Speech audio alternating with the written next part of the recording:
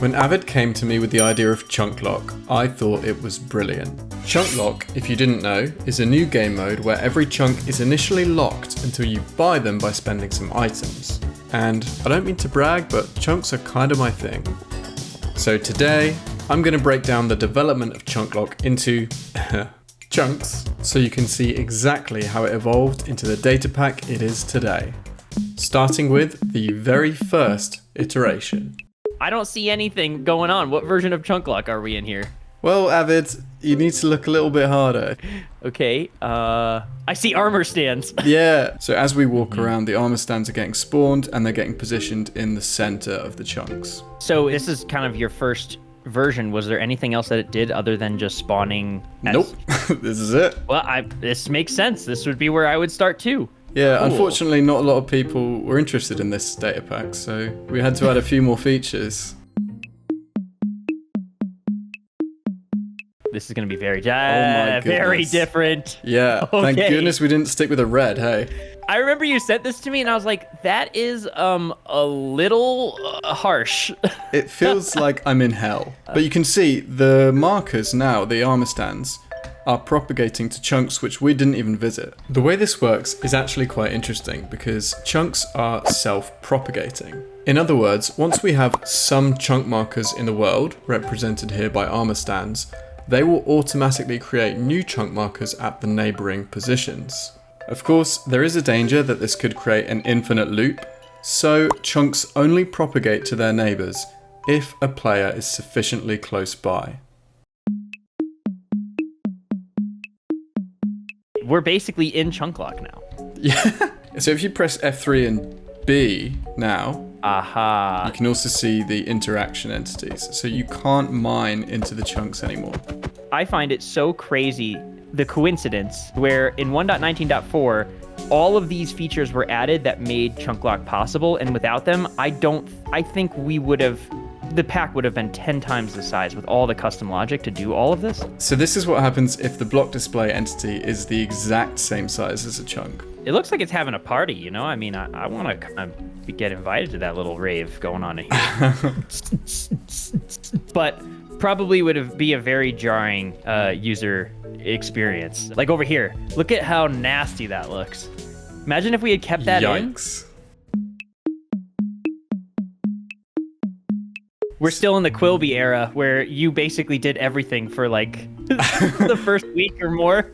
My wife was like probably 1 week away from having our son. I was spamming you with updates and you were probably thinking, I couldn't care less, I'm about to have a baby. Know. I was excited. This is also my baby. It happened at the same time. You had twins, Avid. Yeah, I named my son Chunk. Try walking through the chunk border now. Oh wow. Yeah, so I cannot. The way chunk collisions work is we remember the player's positions at the end of each tick. What you're seeing here is our positions from the previous tick being displayed as particles. It should be like one tick behind you, basically. Like a silverfish. Don't talk to me about silverfish. Where's the lava? And if we detect that a player has entered a locked chunk, we just teleport them back to their previous position. It's not perfect, but it's functional. This next one is allow unlocking chunks by throwing items. Oh, that's me! Almost. This was actually still me. Dang it! Because at the moment, it's any item. You can just throw... Oh wait, I need to reload. Oh, okay. You can just throw any There it item is. into a chunk. There it is, yeah. And it unlocks. So this was just kind of a proof of concept. And the really interesting thing about this, so if we have a bunch of sheep and then a wolf comes along and attacks the sheep, because the sheep drops an item, that unlocks the chunk. Now it was Avid's time to shine. In this version, Avid changed all of our invisible armor stands into marker entities, which are not only more efficient, but they support a very important feature. You can store arbitrary data in them, like anything that you want. Arrays, JSON, the works. Having a marker at the center of every single chunk, that's the perfect thing to store data about that chunk, including, well, I could talk a bit about that, but that's probably too nerdy. The biggest challenge with chunk unlocks was figuring out how to randomize the item that was required to unlock the chunk. But basically, I heavily utilize loot tables. But it's not as simple as that, I wish. When we spawn in a chunk, I create a temporary armor stand, I roll a loot table of an item into the hand of that armor stand, and then I copy that data into the center of into the marker of the chunk, and then I get rid of the armor stand. Wow.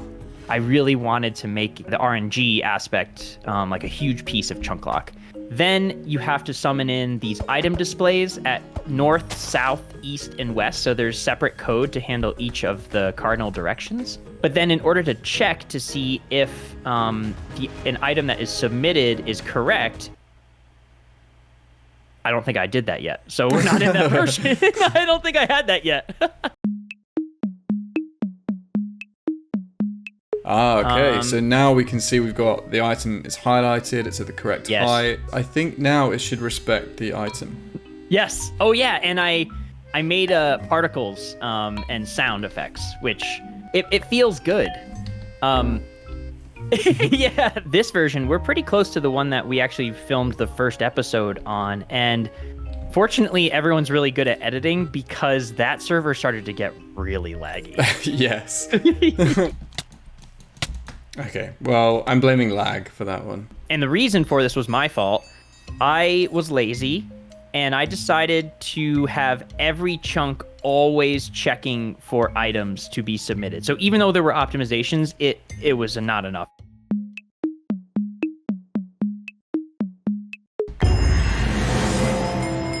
Oh gosh, and also you really pushed me to reduce the audio and excitement. You sent me a message. You were like, I love the sound design. However, yeah, it's a little much. It's a little much. Also, I noticed, when did you add the 2D marker position up at the top? Was that always there? I hope you cover that, because that's a really brilliant innovation, is that you took a 3-dimensional problem and you simplified it to a 2-dimensional problem. There are a lot of times when we need to check how far a player is from a locked chunk. And this is problematic because the chunk markers all exist at a fixed Y level, whereas players can move up and down. So to make these distance checks reliable, we create a marker for each player at the same Y level as the chunk markers, and then just perform all the distance calculations on that 2D plane.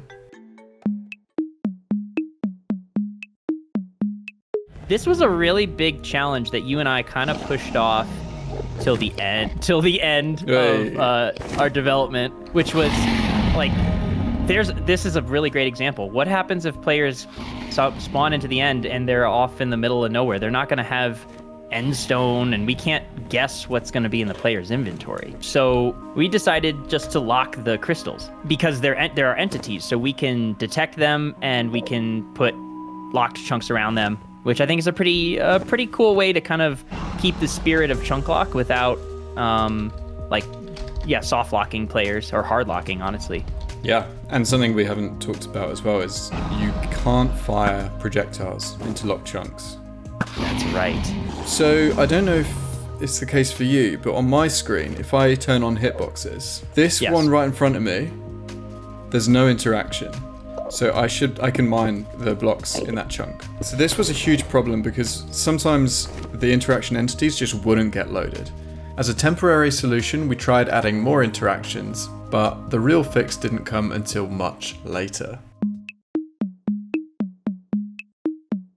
In this version, I added a little Easter egg where any chunk can be unlocked with a barrier block, which was super useful during development. Oh, and it looks like the loot tables are in at this point. Yeah. You want to talk about the loot tables? Do I want to talk about the sweatiest 8-hour day of my life? Absolutely. Like I mentioned earlier, it's important that there's an RNG component to Chunklock, and the items that are required should be something that is in the immediate area. And so I created an actual loot table for every single biome in the game, which I don't even know how many biomes there are. Dozens and dozens and dozens. And then it started to spiral, because then I would be like, well, you can technically find cows in that biome, so I should make a cow loot table of all the things you can get from cows. Does steak or beef count and cooked beef? I should probably add cooked beef to that because you could cook the meat, but the cooked beef should probably be a bit more rare because that's harder to get. Some people like their beef rare, yeah. Yeah, but not the chunks. And so it became this massive problem of essentially having to catalog every biome in the game. And I didn't get it right. Like the frozen ocean, which I now refuse to change, requires ice. And I didn't realize that you can't get ice without silk touch. Youch. So a bit of an oversight, but I also now like that there are some biomes that are really daunting to try to travel through, and they're kind of like endgame biome. By this point, Chunklock was pretty much ready. But you remember that problem I mentioned with the interactions sometimes not loading? The solution was just more interactions. And the problem with that yeah, you can the imagine lag. this is like a performance nightmare if you have these loaded for every single chunk. Fortunately, we came up with a solution that improved performance dramatically by piggybacking off our chunk proximity mechanism, which was used to show and hide our item displays. Yeah, these items will self-destruct essentially when players walk away. We took this same approach with interaction entities so that they're only present in the chunks that have players nearby, which drastically reduced the number of entities. To illustrate just how bad this problem was, here's how many interactions were in the world before. So if I now do a kill command, 4,560 entities. And here's how many interactions are present with the new solution. So if I run that command again now, Yeah. 96. Orders of magnitude fewer. After Chunklock was released, we got a flood of bug reports and suggestions. And one of them in particular was pretty cool. Oftentimes, with items that look similar, players would get frustrated. Or if this center point is covered by a mountain, that also means you have to dig through the mountain to figure out what item is required to unlock a chunk. So I made it so that you could right click on the chunk and it just prints out in the chat the item and how much you have to pay. Oh, that's great. And the nice part was the interactions were already there to do that. So it's actually like a line, maybe 2 lines of code. It was really simple. I could have done with that in our playthrough. All right. I think that is everything. Awesome. That was fun. That's cool to go through the pack and the history. And man, we really did a lot of work.